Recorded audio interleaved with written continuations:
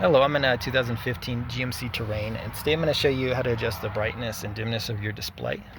So the first place to check is this button here, which you can twist it to adjust your brightness. And when you turn it all the way, it'll typically turn on your interior lights. And then the next thing I would double check is on your dashboard. There's a sensor right there you can see. These sensors, they indicate to the car if there's a lot of, say, sunlight coming in or darkness or different elements from outside, and that sensor then relays to the computer to know if it should make the dashboard brighter or darker. So make sure your dashboard's clean and not covering any sensors.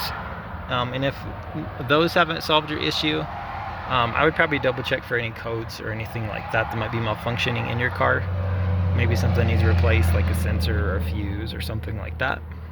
But I hope this was helpful, and I hope you have a wonderful day.